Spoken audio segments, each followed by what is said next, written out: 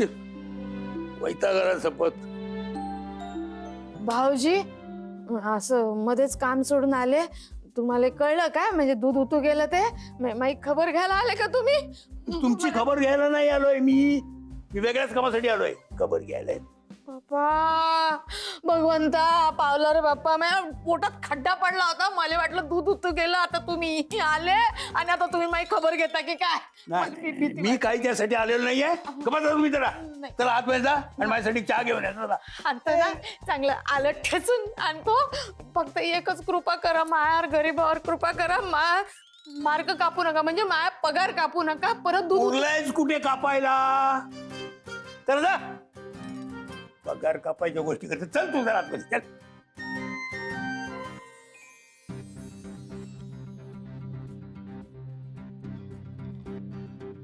बाबा आलात तुम्ही? चला चला लवकर. कुठे? निलिमा आत्यांना भेटायला. अगं पण ती घरात नाही असं म्हणालीस ना तू? हो, त्या इस्त्रीवाल्याने मला खोटं सांगितलं होतं की त्या गावी गेल्यात, पण खरं तर त्या इथेच आहेत. त्यांना एकट्यात गाठलं होतं मी आणि त्यांना सांगितलं की आपण त्यांना 5 वाजता भेटायला जाणार आहोत. बाबा मला खात्री आहे आज त्या नक्की येतील. बाबा चला, उशीर होत आहे. ठीक आहे, चल चल.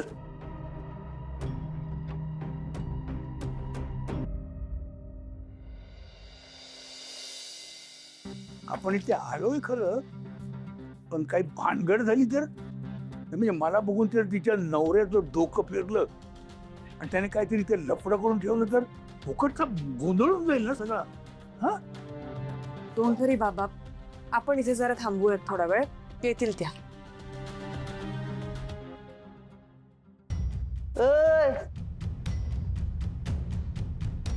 कुठं कुठे चालली आहेस? भाजी आणायला. सारखी सारखी काय लागते तुला भाजी? कालच आणली होती ढीगभर. ढीगभर कुठे, थोडीच आणली होती, संपली आता, काहीच नाही. आणू? पैसे असे झाडालाच लागलेत. जा खाली जाऊन त्या भाजीला माझं नाव सांग.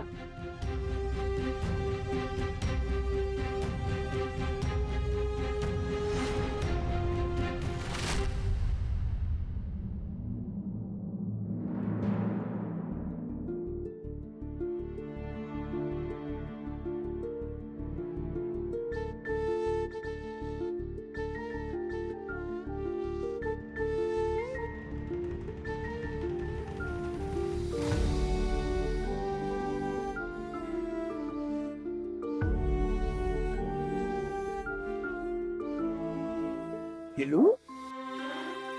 कशी आहेस तू?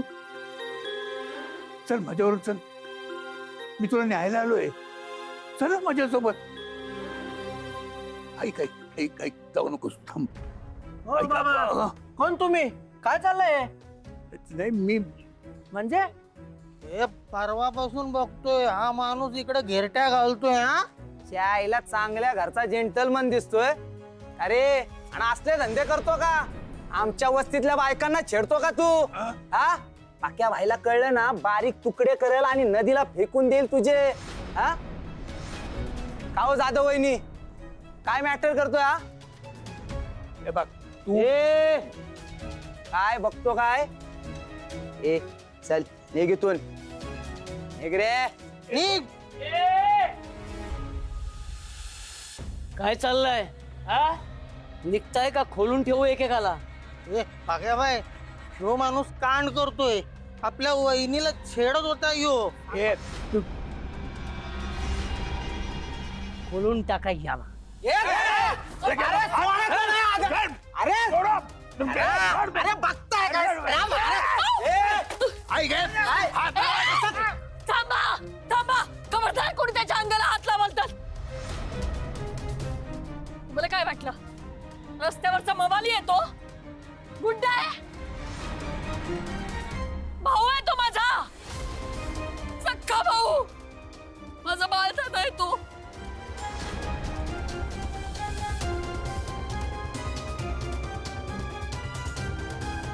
नीला,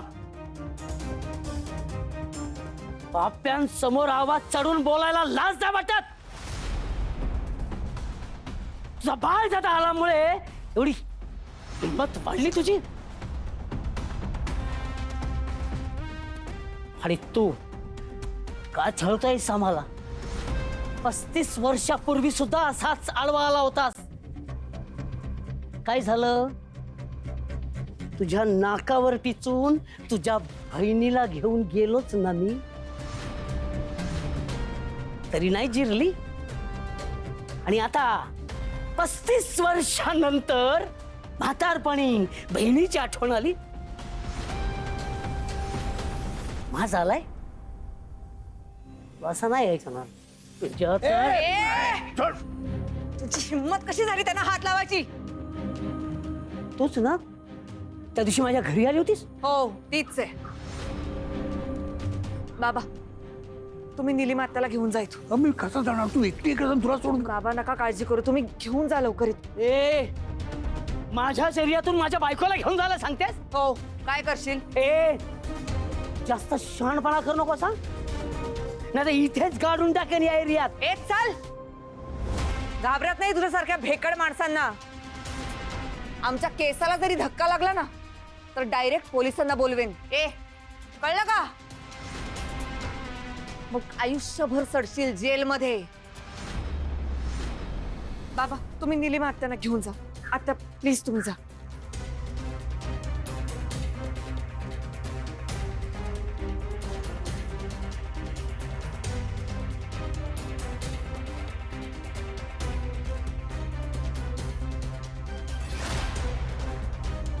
हे तुला सांगितलं ना मागे, हो आमच्या नादी लागू नकोस. शेवटचं सांगतेय, महागात पडेल.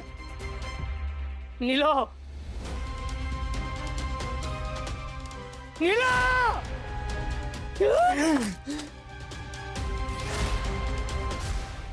गुरुजी मला काहीच कळत नाही हो, काय चुकतंय माझं?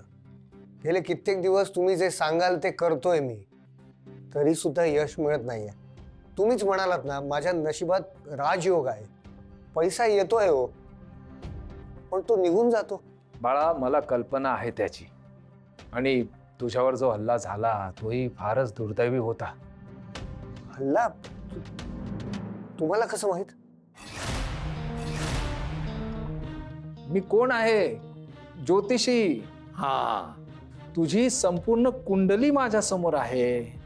आणि बाळा, मी तुला सावध केलं होतं. राहू काळ चालू आहे, भ्रमित होशील. तुझं वैयक्तिक आयुष्य सांभाळ, त्याचं तंत्र बिघडू देऊ नकोस.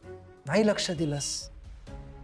आता लक्ष्मी पाठ फिरून निघून गेली आणि पुन्हा एक कर्जाचा डोंगर तुझ्या माथी उभा राहिला. बरोबर आहे गुरुजी. हो, ते सेवानी बिल्डर डोक्यावर बसलेत माझ्या, सतत फोन करतायत. कसा बाहेर पडू यातून काही कळत नाहीये. काय करू मी? अरे त्याचाही उपाय मी सांगितलाय तुला. तुला एक मंत्र आणि यंत्र दिलं होतं मी. पूजा करतोस त्याची? हो करतोय ना, रोज करतोय मी. अरे फक्त पूजा करून काही होत नाही बाळा. त्या यंत्रावर एक मौल्यवान वस्तू ठेवायला सांगितली होती मी. ठेवलीस? का नाही ठेवलीस? मी माझ्या बायकोला एक दागिना मागितला होता, पण तिने दिला नाही. तुझा उत्कर्ष हाच तुझ्या पत्नीचा उत्कर्ष आहे ना. तसं समजावून सांग तिला. तिला सांगितलं की ती दुर्लक्ष करते, चिडून सांगितलं की भांडते. गुरुजी, ती माझ्या शब्दाला किंमतच देत नाही हो. खरं तर त्यासाठीच मला तुम्हाला भेटायचं होतं. गुरुजी मला सांगा ना, माझी बायको माझी गुलाम कशी होईल? ओ बाप्पा, गुलाम? बाळा, माणूस माणसाचा गुलाम होऊ शकत नाही, आणि त्याने होई नाही. हो, पण माणूस पैशाचा गुलाम होऊ शकतो. हा, होतोच. म्हणजे? कटू आहे, पण हेच शाश्वत सत्य आहे. माणसाला माणसाची किंमत नसेलही कदाचित, पण त्याला पैशाची किंमत नक्कीच असते. बरोबर एकदम. आता तुझ्या बायकोने तुझं गुलाम व्हावं असं जर तुला वाटत असेल तर तुझी संपत्ती तुझ्या ताब्यात ठेव. हो, नाही नाही पण म्हणजे कसं काय जमणार ना? वय त्याच्या हातात पैसा टिकत नाही हे सांगून राहिलं ना तो तुम्हाला, मग संपत्ती कुठून असणार सांगा? असणार नसणार. याची नसेल पण याच्या तीर्थरूपांची तर आहे ना. मग म्हणजे तुझ्या वडिलांनी आयुष्यभर अपार कष्ट केलेत आणि आताही करतायत, पण त्यांच्या कष्टांचं चीज व्हावं असं जर तुला वाटत असेल तर तू त्यांच्या संपत्तीचं रक्षण कर. रक्षण कर म्हणजे कोणापासून? अर्थात तुझ्या पत्नीपासून. व्हॉट? भैरवीपासून? हे बघ बाळा, मी जे सांगतोय ते तुझ्या आणि तुझ्या पत्नीच्या उज्ज्वल भविष्यासाठी योग्य आहे. संपत्ती तुझ्या ताब्यात ठेव आणि मग आपोआप तुझे घरची मंडळी तुझ्या ताब्यात येतील.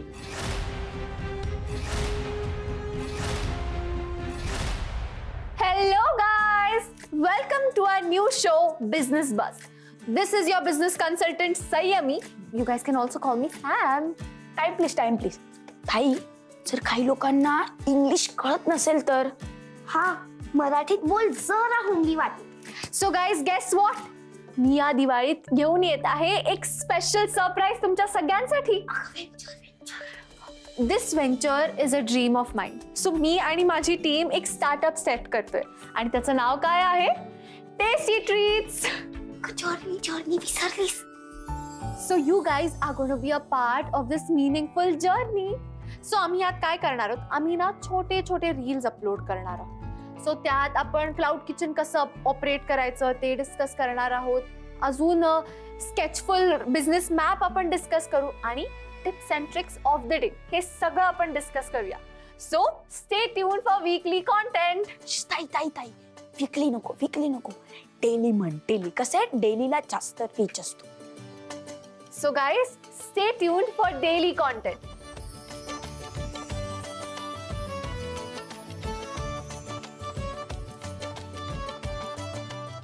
काय हो नाव तुमचं? हा, राधा सरकटे. मामी आजी हाय म्हणा ना. Hello, happy Diwali. मामी आजी तिच्या ऑथेंटिक डिशेस साठी वर्ल्ड फेमस आहे. यू गाईज कायची वर्ल्ड फेमस? जरा मीठ कमी पडलं तर बोंबलते.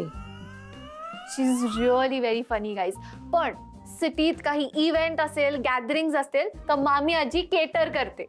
हा वेटर आहे मी या घरची. म्हणजे कोणाला चहा म्हणा, नाश्ता म्हणा, काही लागेल तर मी आणून देतो. So funny. I told you guys, she is extremely funny. मामी आजी ऐक, तुम्ही तुमच्या स्पेशालिटीज सांगा. आहे ना, खूप स्पेशालिटी आहे माझ्यामध्ये. मी रांगोळी काढतो ना, असे स्वस्तिकची रांगोळी साजरी करतो. मला मेहंदी येते काढता. मला ABCD शिकवता येते पोरैले मराठीत.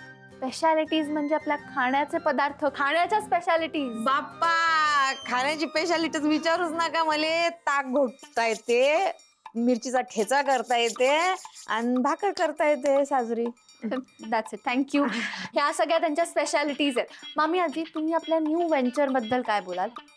कायचं न्यू व्हेंचर? माय बाई, न्यू लुगडं घेऊन देणार होती तर घेऊनच नाही दिलं. न्यू कायचं, जुनच आहे ना व्हेंचर माया. हाय यार मामी आजी, you R such a spoil sport. सगळं परत करावं लागणार आहे आता मला. ताई, मग आता आमची टर्न, आम्ही देणार इंटरव्ह्यू. हो वे. अगं ताई, काय आहे ना, इंटरव्ह्यू मध्ये छोटी मुलांनी केला ना इंटरव्ह्यू की कसं जास्त व्ह्यूज मिळतात. हा, उलट लहान मुलांना दाखवलं ना तर कोणी आपला बिझनेस सिरियसली घेणार नाहीये. प्लस काय म्हणतील, चाइल्ड लेबर प्रमोट करतोय. पण मग मी मोठा इन्फ्लुएन्सर कसा होणार? आपण फेमस झालो ना की मी फॅमिली म्हणून प्रेझेंट करीन. डोंट वरी. नुसती बडबडच करून आली संयम तू. हा, अशाने बिझनेस होत असते काय? काम कर, काम करू ना, कामही करू आम्ही, पण त्याआधी प्रमोशन करणं तेवढंच गरजेचं आहे. माय बाई, काम दिसून राहिलं नाही आणि नुसते झेंडे फडकून राहिले. काम करणार, काम पहिले करू ना, आम्ही कामही करू आणि आम्ही हा बिझनेस करूनच दाखवणार. You just wait and watch. खायचं वेट आणि कायचं वॉच. माय बाई, आता येते तुमची ती निलिमा आजी ठुमकत. मग तिच्या मागून भैरवी तिची सेवा करायले. आत्या आणि भाऊजी मग तिचे डोळे पुसाले.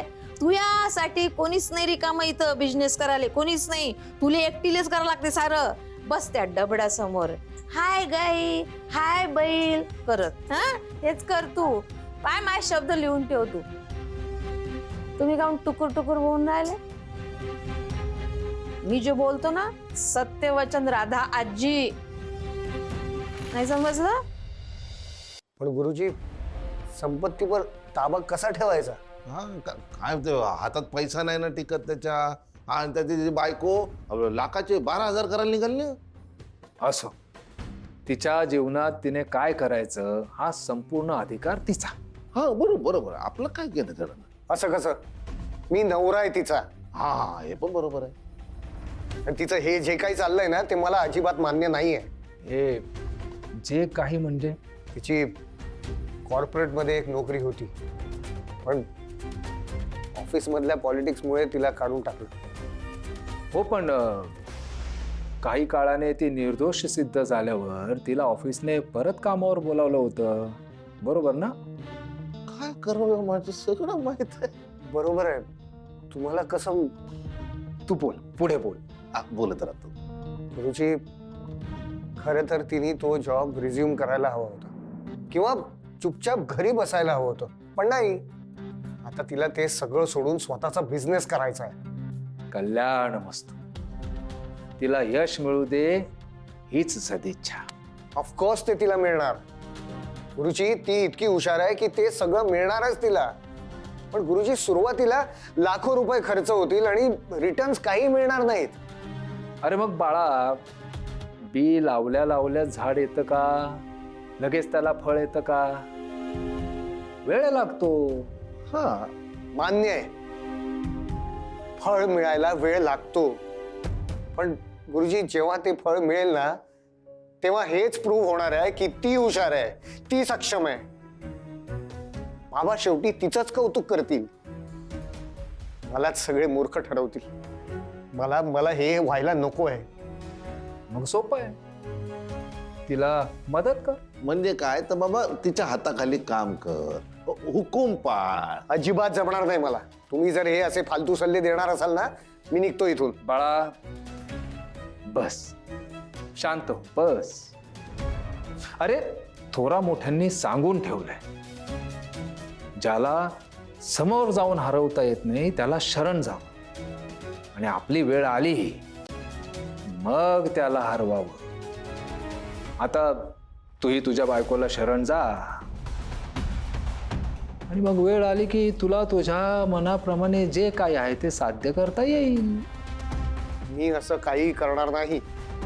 नाही काय आहे तसं, पण आता कसं आहे की माझ्या सुनबाईचं ना बिझनेस मध्ये लक्ष नाही ना. म्हणजे काय तिने ते नवीन खोळ सुचलाय का बाप्पा ते निलिमाला शोधते. पप्पा ते निलिमा एका परत आली तर मग ते बिझनेसचं काही खरं नाही. हा नाही म्हणजे सगळं उद्ध्वस्त सगळं. निलिमा म्हणजे तुझ्या तीर्थरूपांची बहीण. हा मग मी सांगितलंच होतं की भेट होईल, आपण त्या मागचा हेतू सांगता येत नाही. तो आता माझ्या लक्षात आलाय. घरच्या संपत्तीला आणखी एक वाटेकरी. बाळा संकट रे संकट, सावध हो.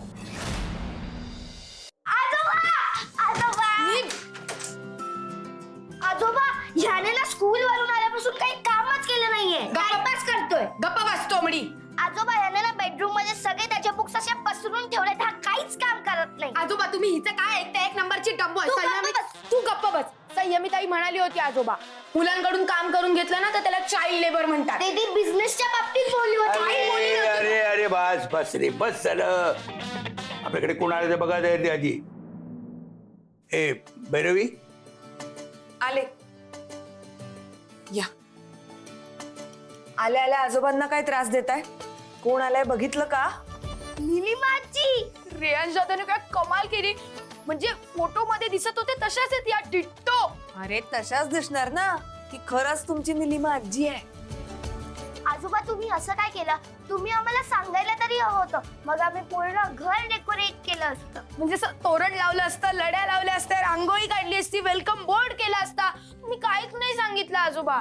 आणि तुम्हाला माहितीये निलिमाजी, मी तुमच्यासाठी तुमचं एक स्केच सुद्धा काढलंय. आणि मी तुमच्यासाठी एक वेलकम लेटर सुद्धा लिहिलंय. आजोबांना तुम्हाला सरप्राईज द्यायचं होतं म्हणून हे सगळं नाही सांगितलं, हो ना बाबा? अरे तिला हात तरी येऊ दे आधी. हा? हा? या या या, या निलिमाजी, या या.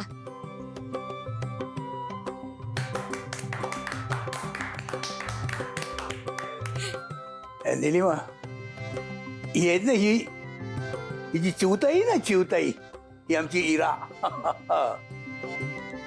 आणि हा बैलोबा आहे ईशान, ही माझ्या अमित आणि पल्लवीची मुलं. नमस्कार कर रे. वा